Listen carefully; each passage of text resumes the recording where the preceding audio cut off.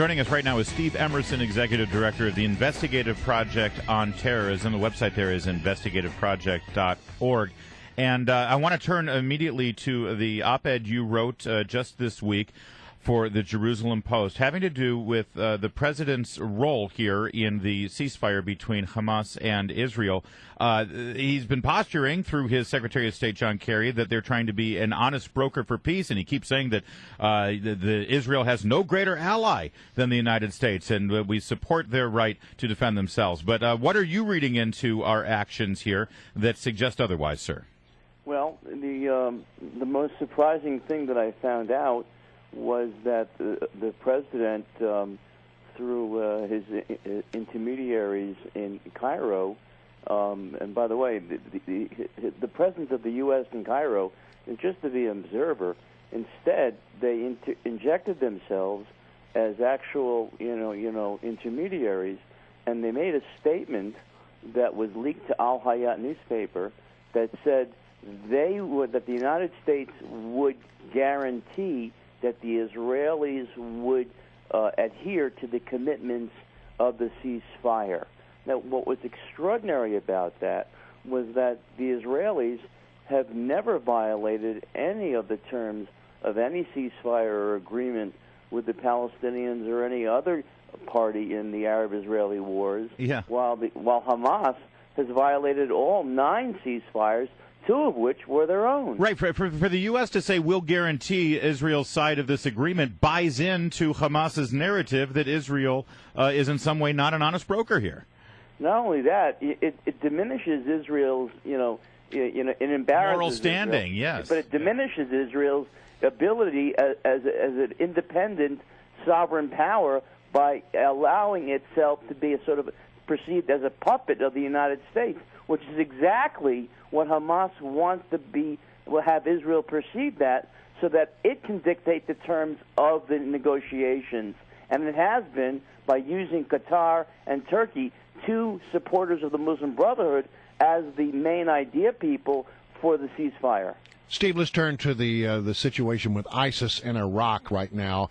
The president was very pleased yesterday to announce that it appears that the Mosul Dam is back under control of the Kurds in the north, and that the U.S. airstrikes may have helped that. But I get the sense, in listening to the president, that he's almost like apologetic that the United States has to go back in and do anything at all, and almost apologetic about having to attack an organization that has sworn that it would like to destroy America. Remember that it was last year when ISIS began appearing on the scene and conquering territory and seizing American equipment and driving the Shiite forces from the part of Iraq where the Kurdistan forces were also positioned, and it established itself as a major political and military force that the United States did not counter. And remember the president's speech at West Point when he basically said that our role is not to be the world's policeman, and he basically said we are not going to be play the extraordinary, exceptional role that the U.S. has historically played, and militarily we're going to withdraw. And he's only been pushed into this by the sight of the Yazidi, civilians being raped and executed, by the thousands. And the fact is that it was the only power in the world today that had the ability to save the Yazidis and to save Iraq from being dissolved entirely was the U.S. If he hadn't done this, all 10 years and all thousands of U.S. soldiers that had been killed in the fighting would have been for total naught. Steve Emerson is our guest. He's the executive director of the Investigative Project on Terrorism. And let's stay in Iraq right now, because you hear from the president that our policy, at least through spokespeople, that our policy is to try to minimize ISIS's ability to wreak terror on the Kurds and those in northern Iraq. And we see these images of Christians being slaughtered, children being killed for the sole crime of being baptized by their parents. And one has to wonder, how do you minimize minimize ISIS and their impact in that area. I think any honest observer of the situation would reach the conclusion that there's no living with these people. The only way to take care of the problem with ISIS is to eliminate ISIS. Does the president get that? I don't think he gets it. I think that, first of all, he had to be dragged, kicking and screaming to inject himself into this. And the first rationale that he gave to provide the 700 send the 700 military advisors was the rationale of protecting the U.S. presence in Baghdad. And then he extended that. There was sort of mission creep by saying, well, we'll strike at forces of ISIS in the north, okay? Then he extended that when he saw that ISIS was continually expanding its territorial acquisition and committing literally equivalent of genocide. That's what it was doing.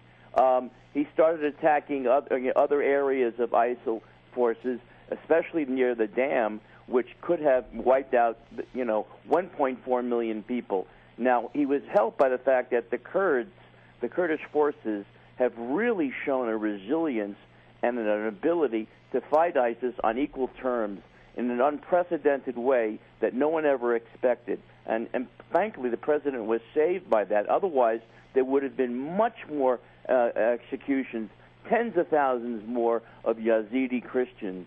But the reality, as you point out, is this cannot, as long as the United States is there minimizing the advance of ISIL, that still doesn't stop the execution of the Christians. The only way to stop that is, as you point out, is the destruction of this force that sees itself as the spearhead of the caliphate, of a Sunni caliphate that is going to take over the Middle East first and then the world. It is an evil force, and the Arab world is not doing its bit to challenge it, so it's left up to the West, because the Christians are not considered to be Muslims, obviously. Right. They're not considered to be protected, and therefore their only protection is the West.